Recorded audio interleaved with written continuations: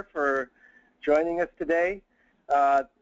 This is to share with you what I see as a great accomplishment and enhancement of the California Water Plan Update 2013.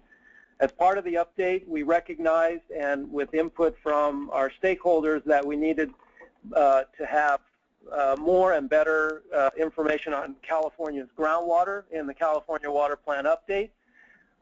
And to that end, we had Abdul Khan and Dan McManus step up and agree to lead a team of DWR hydrogeologists in this effort.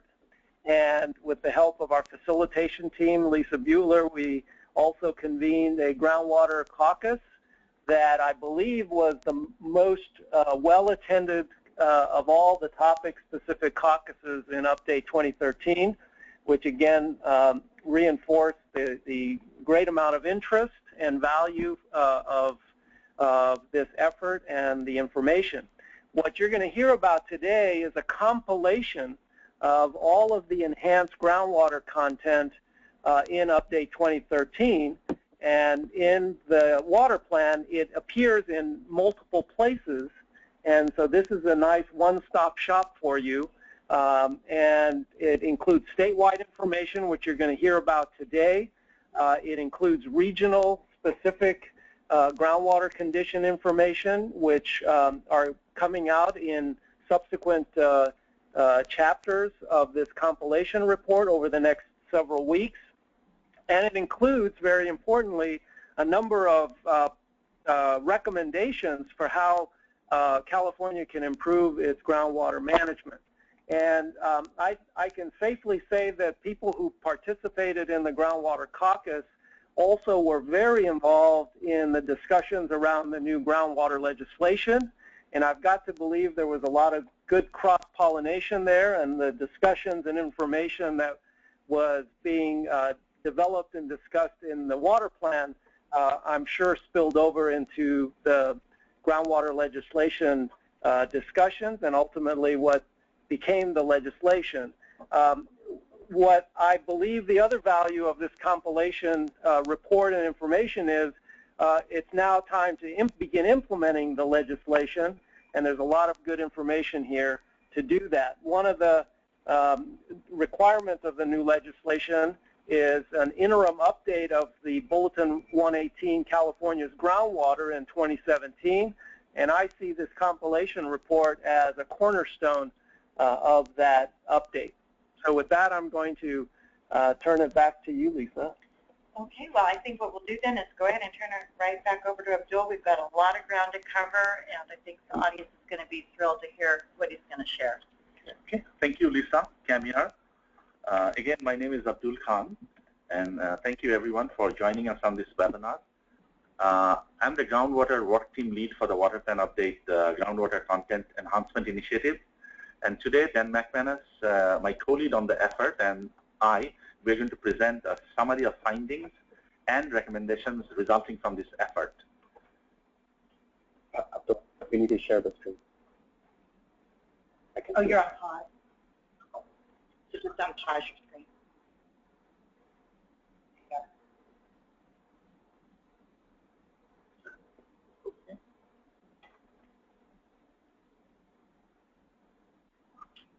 Sorry about that.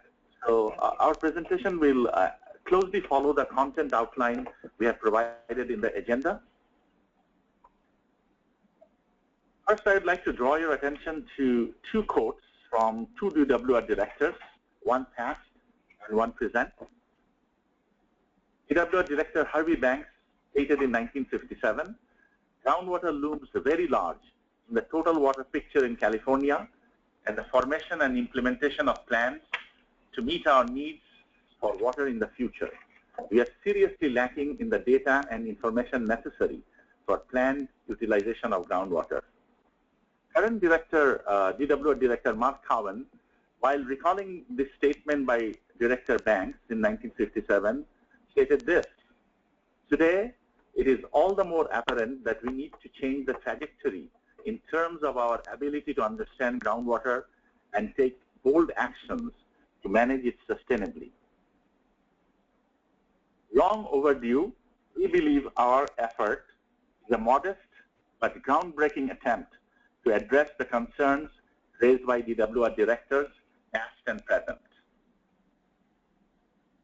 As Camille mentioned, this was a large team effort, as you can see on this slide. The contents were developed using resources, tools, and data generated, compiled, and analyzed by experienced groundwater staff from DWR's 4 region offices, DWR staff in the Division of Integrated Regional Water Management, and staff from Division of Statewide Integrated Water Management.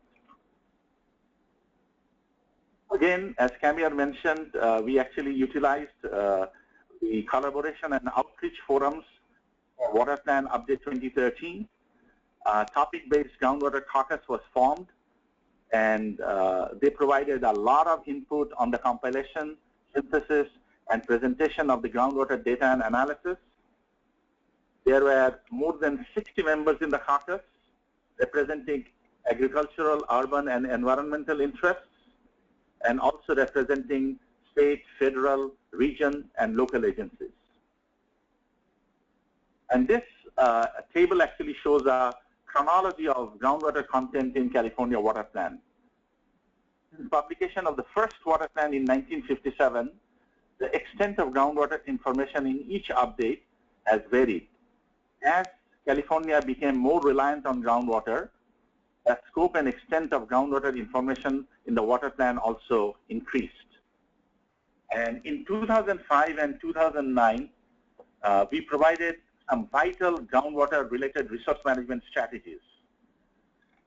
But at the same time, we continue to hear from water plan advisory committees and other stakeholder groups that we really need to have more comprehensive groundwater content in the water plan. And our current report, California's Groundwater Update 2013, actually attempts to fill this void by significantly expanding groundwater information in the water plan.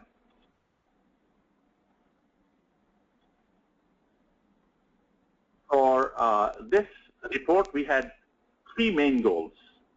The primary goal is to provide a foundational set of information to improve the statewide and regional understanding of groundwater conditions and management practices.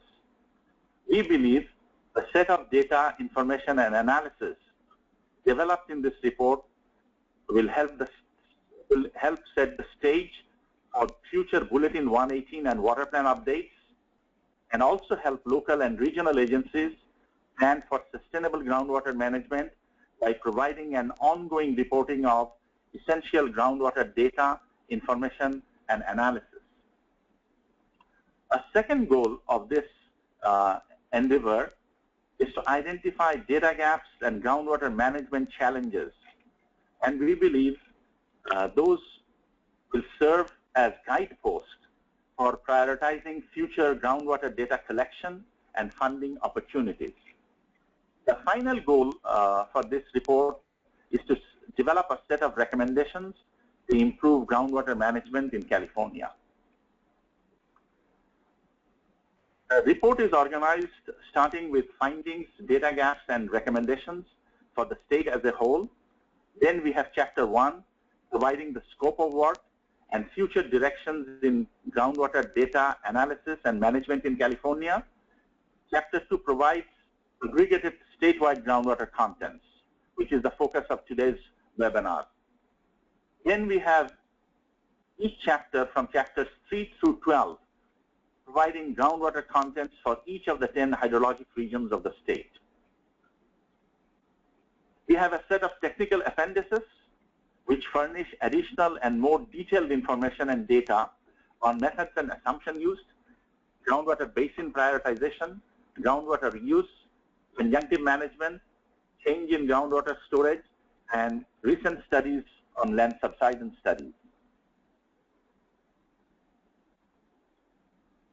So in essence, what we have done is we have compiled and analyzed readily available groundwater information to prepare this report. And we believe this report is actually a comprehensive standalone report on groundwater for the state as a whole and for each of its 10 hydrologic regions. We also include findings, data gaps, and recommendations to improve groundwater management. We have characterized California's groundwater basins, aquifers, and well infrastructure, and we present data and analysis related to groundwater supply and use and groundwater monitoring efforts.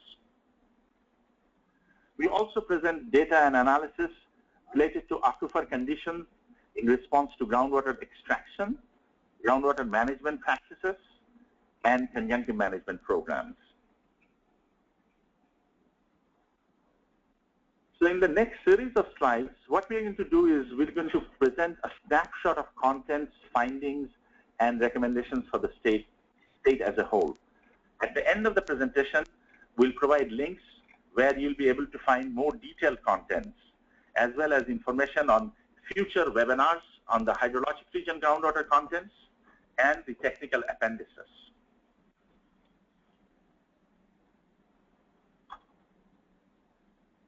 This slide actually shows a summary of information on well logs. We looked at well logs submitted to DWR for water supply wells completed from 1977 to 2000. We reviewed them, evaluate the distribution and uses of groundwater wells in California. The wells were grouped according to the hydrologic region and 6 most common well use types as shown in this slide. So these are the total wells used in different hydrologic regions, and the bar chart, the staggered bar chart, actually shows the different values from domestic irrigation, public supply, industrial, monitoring, and other. So in summary, what we have found between 77 and 2010, there were about 432,000 wells installed, and it ranged from about 4,000 wells in North Laholton region here, and then to a high of 108,000 wells in the Sacramento region. And as you can see that the percentage of the number of domestic wells were about 75% in both these regions. So in addition to looking at the number of wells by location and use, we also analyzed the well logs by well installation date. And this chart actually shows this time trend of the well installation in California. And what we found is minimum number of about 6,000 wells were installed in 2010, a maximum about 20,000 wells in 1990 and 1991, and the average well installation per year was about 12,000 wells. And in terms of well installation, what we found was irrigation well installation generally follows, generally impacted by 3 things. One is the hydrology, and the second thing is the surface water availability for irrigation use, and the third thing is the cropping trends. In contrast, what we found is the domestic wells is usually impacted by the economic conditions. If there are good economic conditions, the number of wells installed increase, and during a downturn, the installation actually goes down. And the other thing is, it's interesting to note that in terms of the monitoring wells, there was a sudden increase in 1984, about 13 wells installed for monitoring, and this actually corresponds closely to the introduction of the State of California Underground Storage Tank Program in 1984. And yesterday's webinar, we are actually asked the question why we didn't go back before 1977. And the main reason is when we actually reviewed this well logs data, he concluded that from 1977 onward, we have more reliable data in terms of location, date of completion, and the type of well used. And we figured that just using the data from 77 to 2000 time, we actually have a much higher level of confidence that we are providing good information. And this slide actually shows the location of groundwater level monitoring wells with publicly available data. And on the right, it is by monitoring entity. And then on the left, it's monitoring wells type. And the importance of looking at groundwater monitoring data is this allows us to do a very good develop understanding of the groundwater conditions, and then identify effective resource management strategies, and then implement sustainable resource management strategies. And this inset table actually gives the breakdown, on this one by entity and then this one by the use. And then in summary, as of 2012, there were more than 10,000 wells which are being monitored in California. And then out of that 10,000 wells, about 4,500 wells being monitored under the California statewide groundwater elevation monitoring, or the CASGEM program. And in terms of hydrologic region, Tulare Lake had the highest number of monitoring wells, 3,300, which is nearly twice as much as in any other hydrologic region. Along with this groundwater monitoring, we also have, we have not shown it here, we have information on groundwater quality monitoring and land subsidence monitoring. These are also available in the report. Bill, you made mention of new wells. Do you happen to know if that catches the retrofit or the deepening of existing wells, or is it just completely new constructed? No, it may include those as well. It would include We did those. not make that distinction. Great, thank you.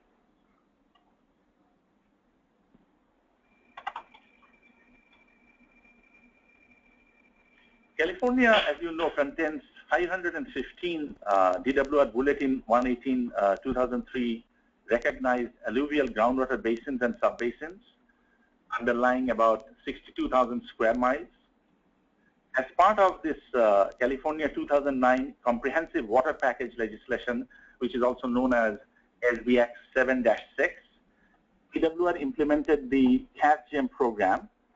And the CASGEM program established provisions and requirements for local agencies to develop and conduct groundwater level monitoring programs.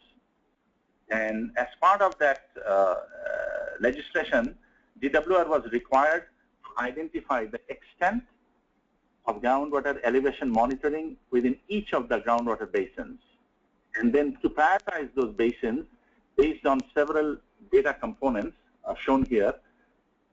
Population and population growth, the number of public supply wells and total number of wells, irrigated acreage, groundwater reliance, and then impacts on groundwater.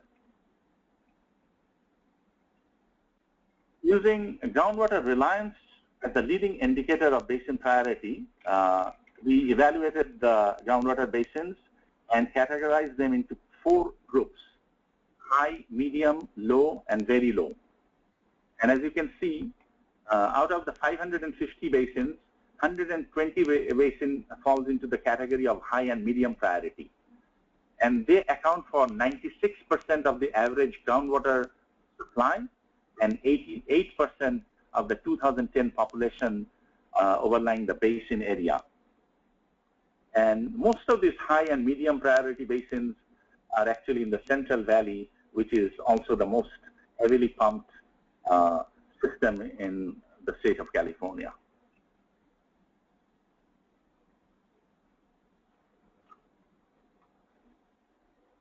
Along with groundwater prioritization, we actually looked at all the existing data and analysis developed by the 9 regional water control boards and provided summary contents of those groundwater quality information in the report. And this essentially on the left, this lists all the information which are available in the summary contents information available in the report. And I just like to show you 2 examples, and this is from a 2013 Water Board report titled Communities that Rely on Contaminated Source of Drinking Water, and the top table shows the 10 most frequently detected principal contaminants in community water systems, and then the bottom table, the bottom chart shows community water systems that rely on a contaminated groundwater source. So the key findings from that report was about 2,500 community water systems rely on groundwater as a primary source of drinking water, and then out of that, about 1,600 wells, more than 1,600 groundwater wells used by 680 community water systems are contaminated by at least one principal chemical contaminant.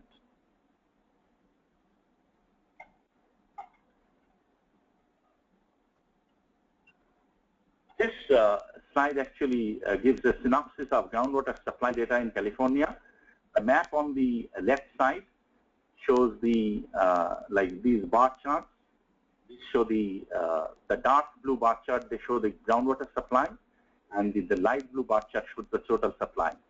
So this you can see there's a lot of variation of the water supply as well as the groundwater supply in the different hydrologic regions.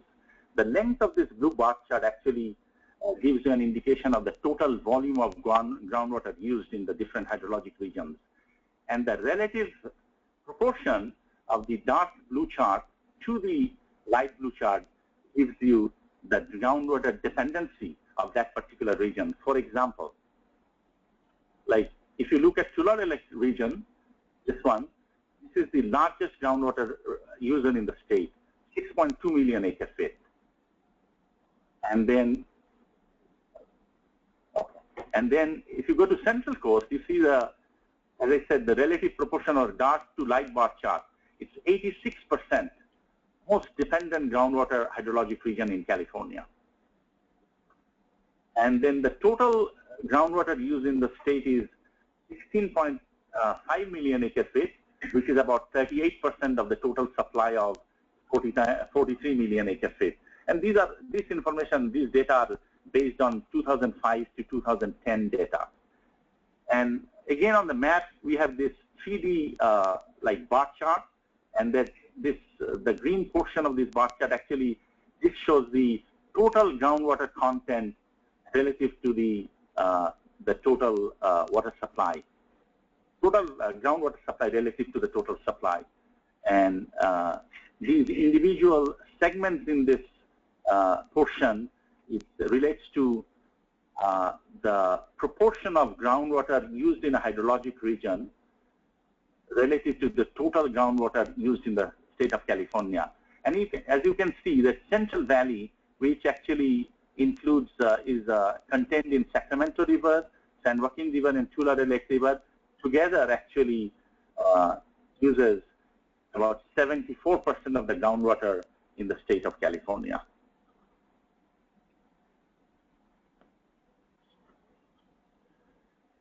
And along with the average total supply, we also looked at the trend of groundwater use from 2002 through 2010. And on this chart, the right side gives us the quantity of supply. So the blue bars, horizontal blue bars is the groundwater, and then the green bars is the surface water, and the yellow bar is the reuse. So each of these bars together is an indicator of the total supply. And on the left side, what we have is the percentage of supply. So this is the blue bar again is for groundwater, and then green surface, and then the yellow is for reuse. So in terms of the supply, in relatively drier years, which is like 2009, groundwater provided 46% of the supply, amounting to 20.1 million acre feet. In a relatively wet year, 2005 year, groundwater provided about 30% of the total supply, amounting to 12 million acre feet. And then we have another chart, and this chart actually shows how these groundwater were utilized for agricultural, urban, and managed wetlands. So the entire bar chart here, it represents, again, the total water use, the total groundwater supply, and then the different segments represent the use for agriculture, urban, and managed wetlands. On the right, again, we have the quantity. On the left, we have the percentage. So if you go at the left, you see that the groundwater which we pump in California, 70 to 80% is actually goes to agriculture.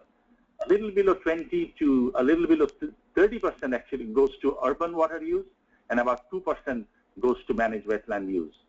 And actually, on the average, 76% of the groundwater pumped in California meets agricultural use, and 22% meets urban use. With that, actually, I will just hand over the presentation to my colleague, Dan McManus, who will continue with the rest of the presentation.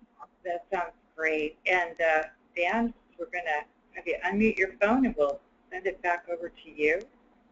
Sounds good. Can you see my screen? Not quite yet. Just click that. I can see it. Yeah, you got it? Okay. Yep. Okay, good. Well, thank you, Abdul, and good morning, everyone. I'm going to talk a little bit now about the aquifer conditions aspect of the report. And one of the things with aquifer conditions is we tried to identify the existing conditions and trends that we saw. Then I'm going to take a little time to talk about the future direction of groundwater management in California. We've had some exciting things happen over the last year, and just want to touch upon how local agencies can also participate in sustainable groundwater management planning. So one of the things we did with the aquifer conditions is we wanted to capture the occurrence and movement of groundwater. You can do that through groundwater contours. These contour maps were developed only for those portions of the groundwater basin having adequate groundwater level monitoring information. So you notice there's some areas up to the north where we didn't have very much groundwater level data, and then also down in the southern part of the San Joaquin and Tulare Lake basins, it was kind of a combination of availability of data, and also due to the confined nature of the aquifer there, it wasn't really able to contour it with the rest of the unconfined conditions. But what you see here is the groundwater elevation contour map. The white lines here and the arrows represent the direction, the estimated direction of groundwater movement. And what you notice is in the Sacramento Valley, the movement is generally towards the Sacramento River and then south.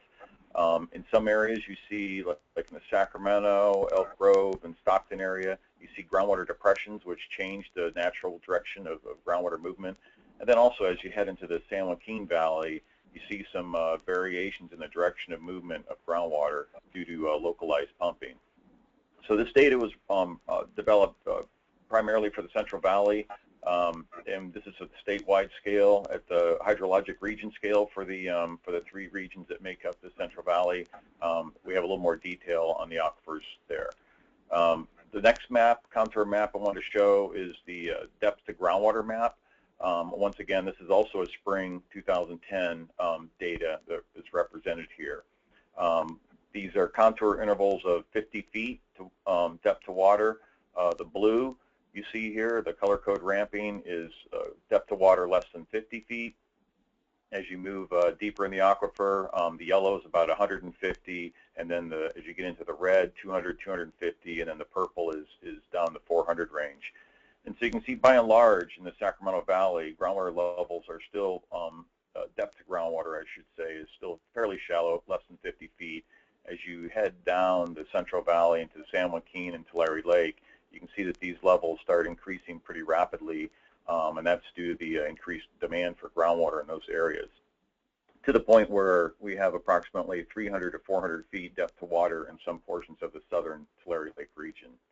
And I want to mention, too, that both these contour maps are generated using measurements taken by DWR, DWR cooperators, CASGEM monitoring entities, and all the data used to generate these contours are available through our CASGEM and Water Data Library online programs. So the other thing we want to do is take a snapshot and look at and compare two groundwater levels over two different periods. And so this is a map showing the change in groundwater level between 2005 and 2010. And what we did is these are 10-foot contours you see here. And then once you have the change in groundwater levels, you can apply some estimated parameters for the aquifer and come up with a change in storage. In this case, rather than trying to identify one particular aquifer parameter, we looked at the modeling data and some well log texture data and developed two bookends. So we have a kind of a conservative estimate, and then we have a high-end estimate where the reality is probably somewhere in between. But for this period, 2005 to 2010, what we see is a reduction in storage for the Sacramento Valley of about 0.8 to 1.8 million acre feet. In the San Joaquin Valley, we see a reduction in groundwater storage of about 1.1 to 2.6 million acre feet. And then in the Tulare Lake region, we see groundwater storage reduction of about 3.6 to 8.8 million acre feet. And I want to clarify when I say it's a reduction in storage, I don't mean that your storage area is decreasing. I just mean the amount of groundwater available for use is being reduced. So the other thing we looked at, we took that data and we translated into some bar charts and some tables. So for each hydrologic region we developed, and for each portion of the basin and reporting area, we developed these bar charts. The columns here are the years, and we color-coded those to reflect whether it's a wet, above normal, below normal, what type of water year it was. The individual bar charts represent the two values for that year using the minimum specific yield value for the aquifer and then the maximum specific yield value for the aquifer. And then the lines you see represent the cumulative change in storage as we move through this time period. And so this map here, or this graphic, is for the Central Valley. These are the three for the Central Valley. And then in the appendix of the report, we provide similar graphics for the smaller areas within each basin. And then we also provide this tabular format so folks can get a better feeling of the exact numbers for each year. And the bottom line from this is that the total groundwater storage decline for the Central Valley over this period was somewhere between 5.4 and 13 million acre feet, or another way to look at it is 1.1 to 2.6 million acre feet of storage decline per year. The other thing we want to do is look at the trends over time. I should mention that the contour maps are kind of a snapshot of a point in time, whereas the hydrographs really provide good information on trends and responses to different management practices over a period of years. And so originally what we looked at is trying to select representative hydrographs for each hydrologic region, but quickly realized that was not going to be possible because groundwater conditions really change too quickly, and the management practices are very different from place to place. So instead what we did is we looked at 5 different themes for showing what was going down as far as the groundwater aquifers from a management perspective. And so we picked hydrographs for this theme number 1, that show long-term groundwater levels that remain reasonably stable because of a limited demand and adequate recharge. And then we also looked at long-term decline in groundwater levels because of annual demand being consistently greater than annual recharge. And then long-term decline in groundwater levels that have stabilized because of reduced demand but have not yet recovered. And theme 4, the long-term decline in groundwater levels that have been stabilized and improved because of reduced demand and increased recharge. And then long-term groundwater levels that remain reasonably stable because of implementing managed recharge activities prior to having these declines happen. And what we did was we took these hydrograph examples and we put them in each of the hydrologic region reports, and this is an example of the statewide report. It's a 2-page layout, and it'll have a map that has the hydrographs numbered and then color-coded based on the different themes you see here. And once again, theme number 2 is long-term decline in groundwater levels because of annual demand being consistently greater than average recharge. Just an example here of theme 4, where we had long-term decline in groundwater levels, but it stabilized and then improved because of recharge. So these are a pretty interesting way to look at the, what's happening in your portion of California and the aquifer systems. Next, we wanted to look at land subsidence. We didn't collect any new data specifically for this effort, but what we did is we tried to compile the existing research that had been done and look at the different monitoring grids that are out there.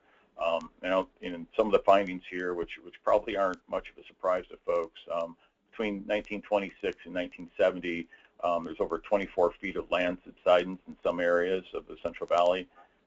We also see that some of the recent studies are showing a renewed land subsidence with rates as high as a foot a year in portions of the San Joaquin Valley.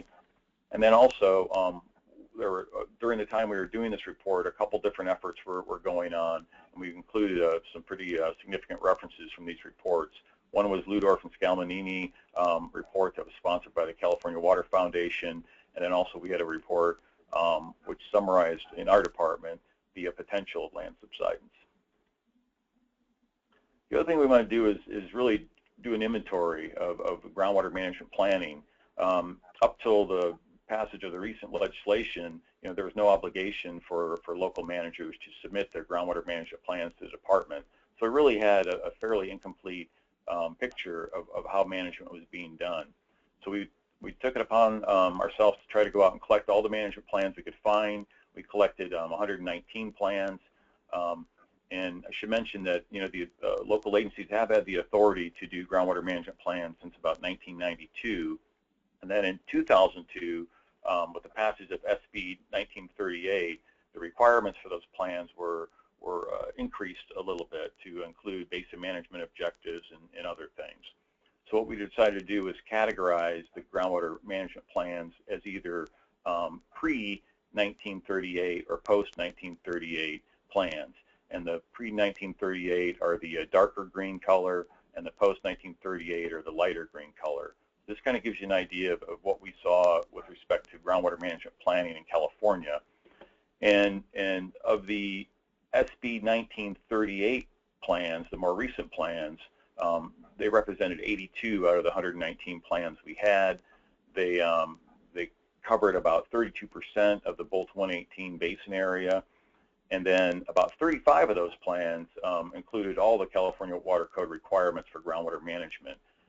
But when we looked at the area, really those plans only represented about 17% of the aquifer area.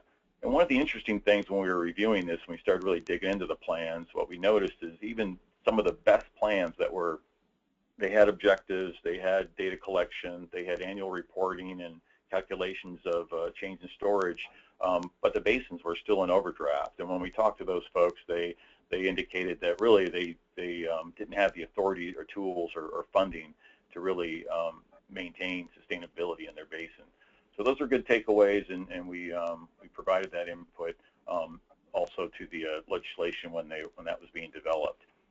So the other thing we did is we wanted to look at conjunctive management in California. Where are people doing recharge and water banking programs? We did a little research legwork and came up with about 89 different conjunctive management and groundwater recharge programs in California. The red dots you see are actually the locations of the conjunctive management agencies that were performing these practices. And then we had put together a spreadsheet with kind of a bullet list of things we were trying to collect on these programs. The location, the operating cost, the capacity, those types of things.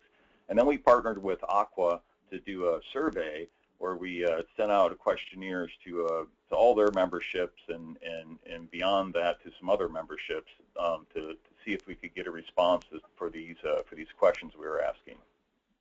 Unfortunately, our response wasn't exactly as well received as we had thought, but out of the 89 plans, we did receive 31 responses to this question, which was just when were the projects being developed. And you can see clearly that the majority of the projects came in the decade of 2000 to 2010, and about 15 of those, that was probably largely due to availability of funding. We also wanted to look at the source of water used for conjunctive management, and what we found there is we had 38 responses, and it looked like imported supplies were a significant source of water, with the State Water Project being about 71% of the supply. for some projects, and the Central Valley project being 24%. Local surface water supplies were also important, though, at 58%. Next question we asked was what method was being used for groundwater recharge in their conjunctive management programs. And for this, we got a little better response, 52 responses. And it looked like, by and large, most people were doing direct percolation, 77%, and then there were also a number doing in lieu recharge at 54%. And finally, we asked them, what were their goals and objectives for doing conjunctive management, and about 37 people responded, and 54% of those indicated that overdraft in their basin was their primary objective for implementing these programs. So some of the recommendations that we came up with from the report, we had 9 recommendations that we rolled into the statewide set of recommendations. When you start looking at the hydrologic region reports when they come out, you'll notice that there are also separate recommendations for each of the hydrologic regions that pertain more closely to the situations in their area. But these are really some of the broad statewide themes that we kind of gleaned from doing this study. And number 1 is promote education about groundwater. That's kind of an obvious one. Improve collaboration, coordination, and alignment among agencies. And we realized that this could really be improved. We had recharge projects that weren't happening because of some confusion about permitting and water rights. Number 3, develop a statewide groundwater management planning website to promote easy access to groundwater information. This is something we heard from folks also, is that they felt like they didn't have a good place to go to get the information they needed. Improve essential data to enable sustainable groundwater management by expanding the funding of the CASGEM program. At the time we developed this recommendation, the CASGEM program was going into about its 3rd or 4th year, and it had not been funded at all. And it was proving to be quite a challenge, even though we had a fair amount of success with that program. So that was something we wanted to put in for a recommendation. Number 5, improve understanding of California's high and medium priority groundwater basins by conducting groundwater basin assessments. We realized that even after doing the basin prioritization, that there was, obviously there was more to learn on these basins, and really to do that, you need to get into the details and conduct individual basin assessments. 6, develop a groundwater sustainability plan, evaluation, and implementation process. The thought being here is that we would kind of provide a template of what a sustainability plan could be by providing an evaluation of how some of the best management practices for evaluation and implementation. Number 7, advance sustainable groundwater management within the framework of the integrated water management. Another thing we did with this report is we looked at the IRWM plans for the throughout California, and we tried to look at the goals and objectives of those plans and see how many of those plans actually incorporated groundwater management plans into those, and very few of them did.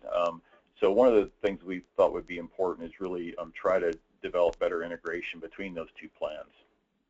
And number 8, review and assist local agencies in developing improved analytical tools to assess conjunctive management and groundwater management strategies. And once again, when we did the groundwater management planning inventory, we heard back from a number of locals that additional tools are really needed for them to assess what was going on in their area. Number 9, increase local and regional groundwater recharge and storage. We realized there, obviously, from the change in groundwater levels and the depth of groundwater, there's plenty of capacity in a number of areas of the aquifers, and so the groundwater recharge and storage programs really need to be improved. The other thing you'll see with the report that's coming out is a foreword from Mark Cowin, and we wanted to include this here because it really kind of touches something that's, I think, near and dear to a lot of folks who work in groundwater, and that's the importance of data. And what our director said was answering fundamental questions regarding how groundwater supply and demand relate to basin sustainability really requires a commitment to regular, consistent, and comprehensive data collection, reporting, and assessment. And I don't think you could say that much better. I mean, we really do need better collection of data. The other thing that he mentioned was groundwater data collection and information exchange, which enhance the education and understanding, really comprise a critical first step towards improving the reliability of groundwater resources. restoring key ecosystem functions, and establishing the resiliency needed to preserve California groundwater resources for future generations. So that really gets back to having access for folks for the data and understanding, what that data can be used for. So where can you get a copy of the report? The report is currently posted on our California Water Plan website.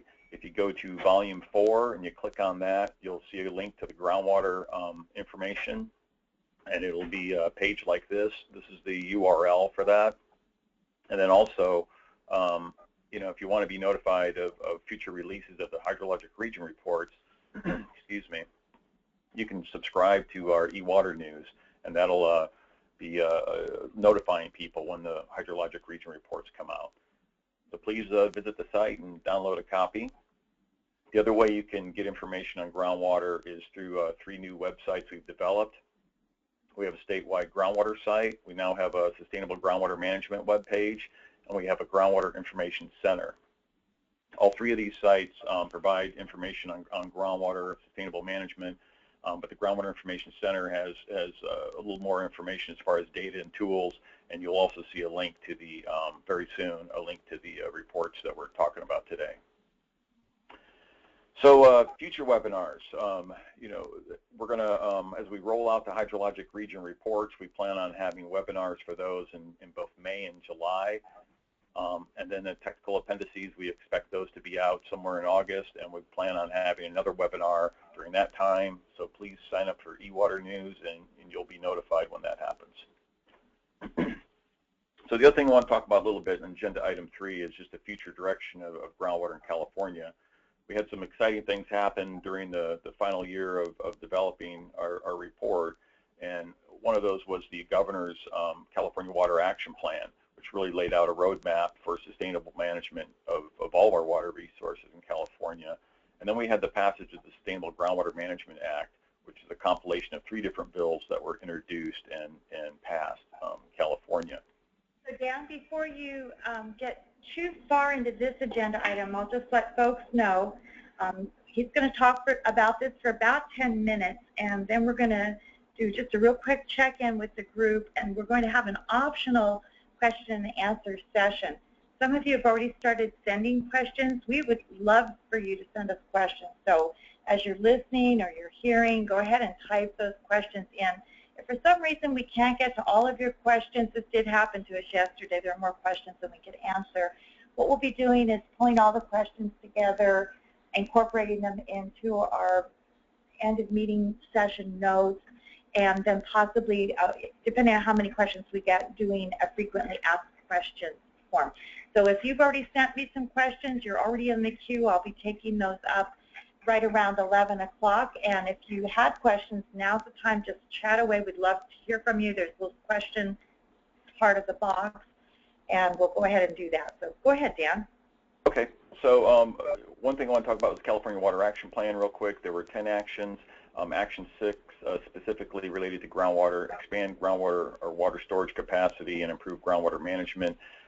This wasn't the only action that referred to groundwater, though. There were a number of other actions in the report that talked about the importance of improving our sustainability of groundwater. And then, of course, we had the Sustainable Groundwater Management Act introduced last fall, and one of the principal underlying features of the bills that all were compiled was that the groundwater management in California is really best accomplished locally, and the legislation was developed with that in mind.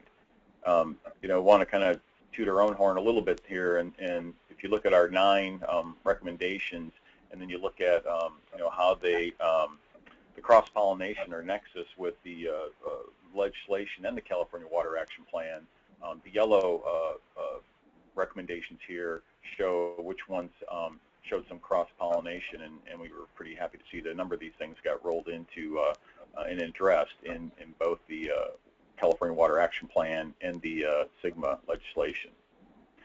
So the Sustainable Groundwater Management Act, really you can think about it in 3 different parts. One is a framework that lays out the ground rules and the definitions for sustainable management. The other talks about the local agencies' role for establishing their groundwater sustainability agencies, which we call GSAs. And then it outlines their new powers and authorities to do a number of things, to register wells, to measure extractions, to require reports and assess fees, and then also the state's role in both providing technical assistance through our department, through identifying basin boundaries and priorities, and then doing evaluations of the basins independently of the local management actions, but also providing a state intervention option through the state board, whereas if people aren't able to manage sustainably, there are provisions in there and multiple occasions where the state board could come in and manage the basin for the locals. So one of the questions we had early on was what was the definition of sustainable groundwater management, so I wanted to throw this in here.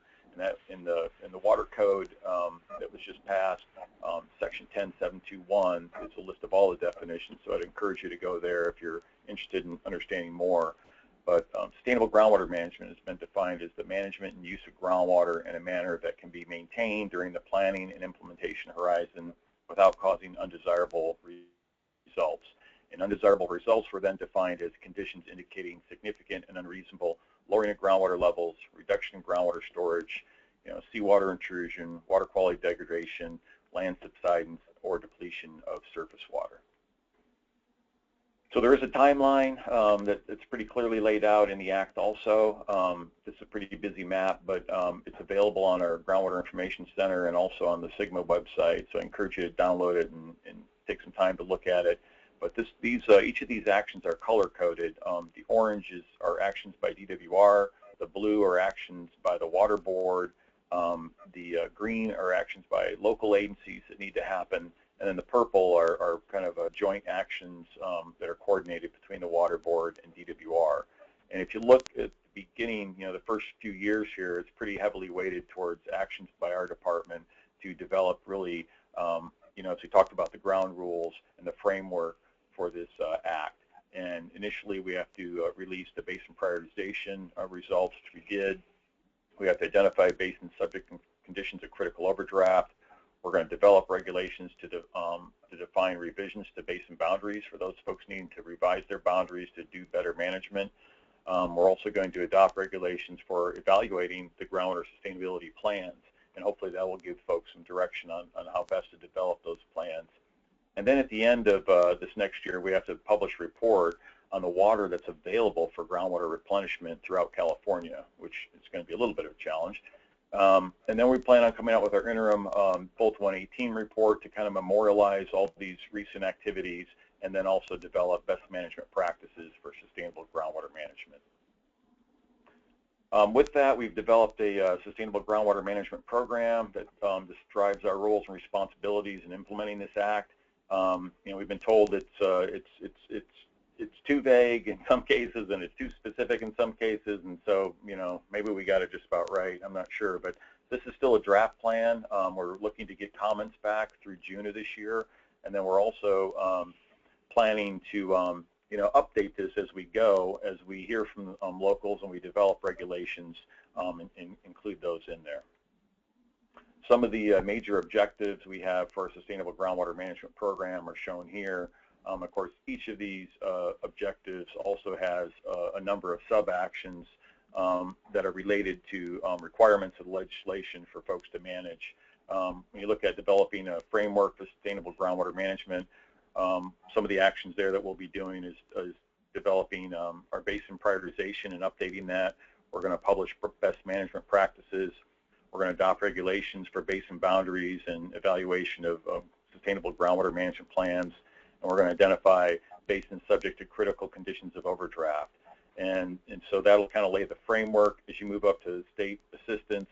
Really, this is where we're going to try to develop our groundwater management information system, where it'll be a data exchange for folks to report and get back information on their groundwater management.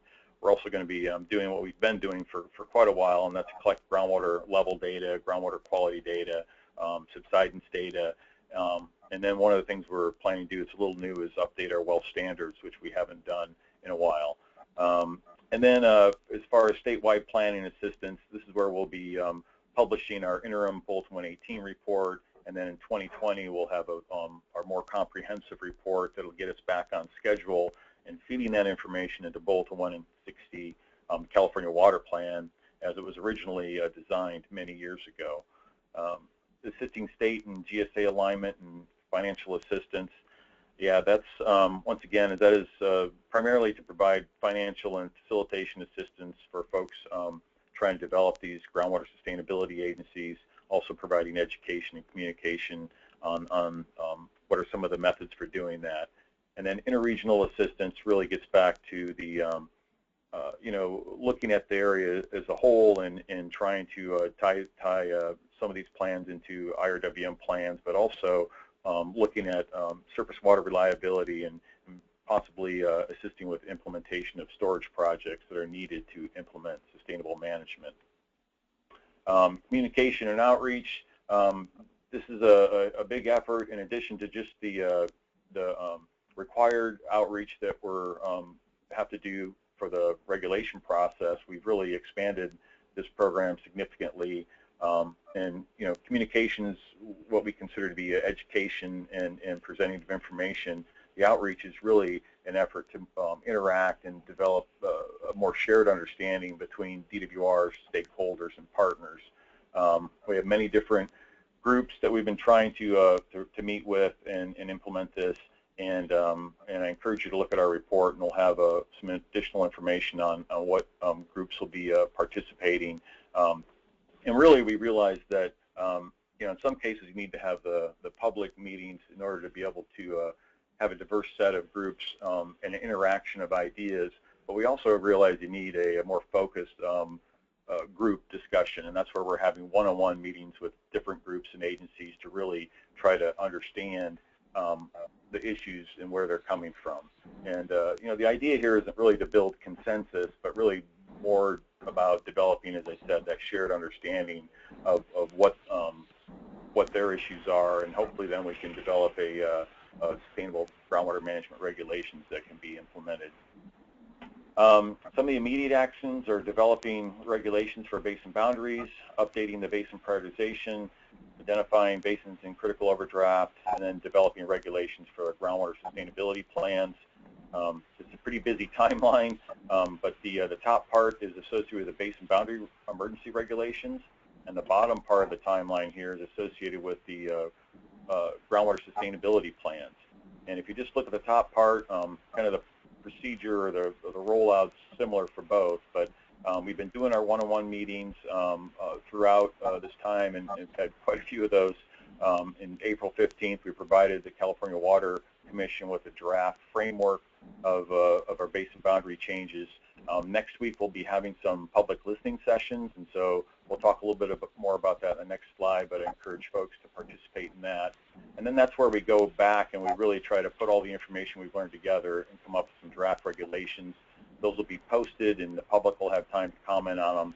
We'll probably come back with our final regulations to the Water Commission, and then finally to the Office of Administrative Law, and hopefully by January we'll have those regulations in place. We have a little bit longer time. We have until June of 2016 for our regulations on the groundwater sustainability plans, but the process is generally the same. Quite a few meetings up front to try to capture all the issues, you know, develop the draft plan, and then have a review and final.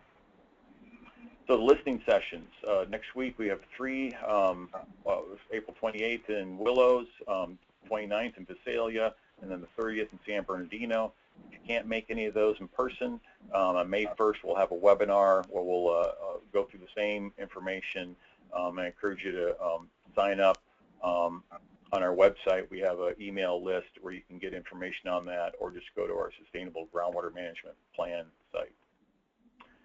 Once again, here are the three sites that will have access to that information. And then finally, if you have questions or we're not able to get to some of your questions today, please feel free to email Abdul or myself. As far as Sustainable Groundwater Management, Trevor Joseph is the program manager there, and you can email or call Trevor directly, or you can email me again, and I will coordinate with Trevor on that. And that's all I have. Thank you. Great. Thank you so much. Well, I'm happy to say we've got quite a few questions, so we'll use our last 15 minutes pretty productively. If most of you signed up to end at 11, if you need to leave, we certainly understand, but otherwise I think we'll go ahead and hop into the questions. Also, you are getting a couple of kudos online. People are telling me you've got some killer graphics, so congratulations. Great. Let's go ahead and start. Quite a bit of interest in the regional groundwater updates. Do you have we saw that you had scheduled, are going to schedule some webinars, but do you have a little bit more specific timeline for when things can be released? Yes. The Tulare Lake hydrologic region, it will be posted on the DWR Water Plan website. We are planning to post it next Tuesday, and we'll provide the information via Water Plan e-news on Wednesday. And I think we'll provide a link as well, direct link to go there. And in terms of other hydrologic regions, the second set of release will be Central Coast, San Joaquin River, and Sacramento River. Central Coast, no, I'm sorry, Central Coast and San Joaquin River, I apologize. Central Coast and San Joaquin River, and this we are planning to publish it towards the, I don't have a specific date, but it will be 3rd week of May, approximately, 3rd week of May. And then we'll follow up with, and I don't have the specific names, 3 more hydrologic regions towards, let me see, 1st week of July, and the last set will be published mid-August, last 4 hydrologic regions. Great, thank you. This came up yesterday. There was some sort of questions that, like, what is DWR going to regulate? So yesterday we got asked about metering, and we have another question today about is DWR going to tell Ag to do something, you know, or restrict things? So how exactly, what's on the table for DWR directing people to do things? Dan, do you want to respond to that? Sure. So, and this is kind of a new thing for us. We, you know, by and large aren't a regulatory agency, but this Water Act gave us a couple assignments, and one of those is developing regulations for basin boundary changes. The Water Code had provided DWR that responsibility of making changes as needed and publishing those in both 118. We realized through this act, when it was being developed, that you know, the existing boundary locations may not really facilitate sustainable management or governance of sustainable management plans.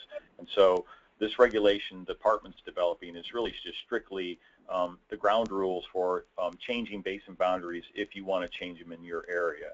You know, and that really, the bottom line there is it amounts to, you have to, you know, we'll be asking folks to demonstrate how the changes will improve your sustainable management for that area. The second regulation we have to do is regulation for identifying how we will assess groundwater, sustainable groundwater management plans. And so the plans are, once they're developed, they're submitted to DWR, and we will go through and assess those. The idea is that up front, through these regulations, we will provide a fairly good guidance document on what is needed to be included in those plans. And so it doesn't mean that we're going to be specifically requiring folks to do any one particular thing, but it does mean that this will be kind of a template for folks to follow. And by that, I guess I mean, you know, some of the ideas, and of course we're going to get into this in the listening sessions as we develop these regulations, but one of the ideas is really to make them more outcome-based. It's hard to write a regulation for developing groundwater management plans that applies to all the different variations of basins in California. So the regulations will probably be really more of an outcome thing, and that actually how they're implemented will be up to the local agency to determine if they need, you know, what they need to really fulfill those plans. So those are the only 2 regulations that are on our plate, and really they do not, they're not prescriptive specifically for any actions locally, only a guidance for folks to be able to do these 2 things. Thank you. I just want to add that there is a backstop provision under the Act that State Water Resources Control Board if the basins under critical overdraft, they have not developed their sustainability plans by 2020 and other high and medium priority basins by 2022, there is a provision that the State Water Board can come in and actually help them develop those sustainability water plans. And then the other provision, the backstop provision, is if these basins have not attained sustainability, groundwater sustainability in the subsequent 20 years, State Board can again intervene and help them to sort of formulate strategies to attain groundwater sustainability in those basins. And for both of those, I probably should say too that it requires some consultation both by DWR and the State Board before taking action, because we will be doing assessments on these plans also and kind of coordinating with the State Board as to our findings. And then I really also want to clarify that I don't mean to indicate that on our groundwater sustainability plans regulations that it won't outline additional things for folks to do, because clearly sustainable groundwater management planning requires a whole new level of data collection and analysis. So people will be required to develop detailed groundwater budgets for their area, and so that will require a collection of additional data. In some sense, we'll be leaving that to locals. In other areas, we'll be defining a minimum level of data that will be required for folks to collect. Okay, thank you. This is also similar to a question that we got yesterday. It's sort of the impact of the lack of deliveries from the Central Valley project or State Water project into the Central Valley, and how that's really impacting Subsidence. So is there any discussion of that relationship in the report? Actually, the scope of the report actually is a little bit different. The fundamental goals was to develop an understanding what is happening with groundwater data, conditions, and management. So the question, I think, is a very, very important one, but that was not within the scope of this report. Okay. There's a question about your data sets. There are a lot of people, we're already hearing, very excited about what you're showing. At the same time, it's really only going up through 2010, and there's been a lot of changes since 2010. And also there's new ways of collecting data that can be a little bit more real-time. What are your thoughts, or what's in the future there? How are we going to tell these stories? And I can start and then maybe Dan and Camille both can join. And as we mentioned, and Camille also mentioned, we are hoping that this becomes a foundational set of information from which to build, future data and information analysis and synthesis on groundwater. And one of the things DWR is tasked to do is develop an interim Bulletin 118 that is in 2017, and then a full Bulletin 118 in 2020. And the process actually, in terms of scoping those two documents, has recently started, and the goal would be to extend this set of information and also add additional important information as part of those Bulletin 118 updates. That's one thing. And the second thing is, as a separate endeavor, not necessarily part of groundwater information and data analysis and synthesis, will be, as part of perhaps Water Plan Update 2018, will be seriously looking at how we can incorporate remote sense data, more real-time data into our analysis. And I guess I would just like to add, is one of the things we've also, we've recognized that coming out with this report that's, got data in it already, several years old, is a challenge for folks. But so with maybe the next rollout of Bulletin 118, we did talk about the possibility of, having interim updates, so to catch people up on the data that we have collected, and then also, I think this gets back to our information exchange and our data sites, and improving those to where we can post the data in a more timely manner, and as Abdul say, look for opportunities for different technologies, remote sensing, and those types of things to really provide a little quicker turnaround that data is for folks trying to develop these plans. This Kamyar, the only thing I would add is that as part of the state's drought response efforts, the governor did direct DWR to compile and release 2 reports on groundwater conditions over the last year. And the methodology that was developed for this enhancement in the water plan, as described in this compilation report, was implemented with the most recent data available. So those 2 reports are available and do extend the information that's reported in the compilation report. Yeah, that's a good point. And both those reports are available either through our drought website or through the Groundwater Information Center if you're interested. Great, thank you. Now, recently the state passed a law. It's called the Human Right to Water Law, and it talks, and for disadvantaged communities in particular, groundwater is really a big and important issue. Can you tell us how the plan looked at that, or how this might integrate some of the ideas related to disadvantaged communities and implementation of the Human Right to Water laws?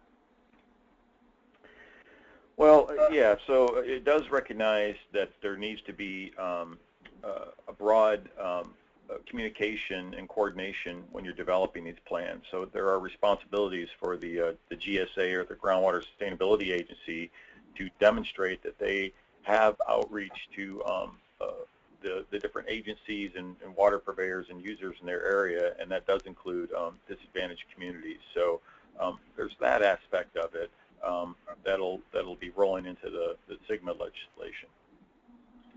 Yeah, this Kamyar, the other thing I can add is, as part of Update 2013 of the Water Plan, we also did have Disadvantaged Community Environmental Justice Caucus that was working alongside the other caucuses, and there was cross-pollination and exchange, and a number of the folks that participated in the DAC caucus also participated in the groundwater caucus. So first and foremost for disadvantaged communities is to get them good information about their groundwater conditions, and that's been part of the problem. Is there either hasn't been sufficient data collection, or the data that's available has not been conveyed to those communities. So this compilation report and the relationships that we've been building with the disadvantaged communities as part of the water plan goes at least one step further in improving information exchange and raising awareness about groundwater conditions and groundwater problems in disadvantaged communities. One of the things that we have to continue to work on is, in some of the disadvantaged communities, they have individual wells or small systems that are smaller than 15 connections, and they have not been part of the reporting process of the state. So we're going to have to find better ways to get information for those very small and individual settings. Okay, thank you. I'm going to note right now we just are out of time. I'm going to try to slip in one more question. Everybody else, I can see quite a few questions from our Water Plan 2013 Update Advisory Committee. I will send you personal notes and get back to you so we can answer your questions. We'll also compile those into the meeting proceedings. So we'll go ahead and take the last question from a non-advisory committee member, and this has to do with how does the plan assess the risks of rising sea levels on groundwater quality? It does not. It does not. And that's another excellent question. And again, I want to reiterate, this report, what we actually, when we started the conversation about this report, and when we started hearing from the stakeholders, the main thing we heard was there are a lot of available information, and nobody has taken the step to actually compile them, analyze them, synthesize them, and present them so that stakeholders and the public has a sense of what is happening with groundwater, both the conditions and the management aspect of groundwater. So this basically was, this effort actually was focused on that aspect. But in terms of looking at future scenarios, and I presume based on, and Dan probably can add a lot more on that, as part of the sustainable groundwater management program in DWR, will I assume that we'll be looking at future scenarios, and that future scenario will be, how does climate change and sea level rise affect, overall groundwater levels and groundwater conditions in California. Yeah, and just a reminder, we talked about the requirements for SGMA as far as sustainable management and that definition of what would be significant and unreasonable, and seawater intrusion was one of those aspects. So we're anticipating that maybe not from a statewide perspective, but certainly locally, that's something that folks are really going to have to get a better idea of, and and that would include obviously what's happening with climate change and the increase in sea levels. All right. Well, we do have a number of advisory committee members online with us, and everyone in the room knows the water plan meetings always end on time. So we're just going to pretend that it's 11:15 right now. And if you're in the audience and you would like to express appreciation to the presenters, go ahead and take your raising your hand, and we'll go ahead and do a little bit of virtual clapping for our. All right, you've got 81 people clapping right now, so thank you for that. And I will bid you all adieu. We look forward to the water plan meeting page. We'll have the PowerPoints posted, and we'll this afternoon. So I can also get an email out to everybody and get you that link if for some reason you do not already have it, but that will be available to you this afternoon.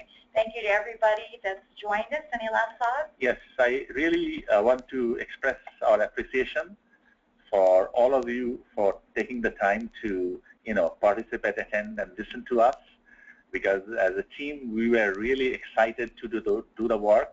And I have been always saying, based on my research, this is the first time it happened in California. We have such a document being produced, and then as far as I know, perhaps with the exception of perhaps Texas, no other state has this kind of document also. So thank you. Right, thank you. So we'll go ahead and bid you a Friday so people can head out into a wonderful weekend. So thank you again.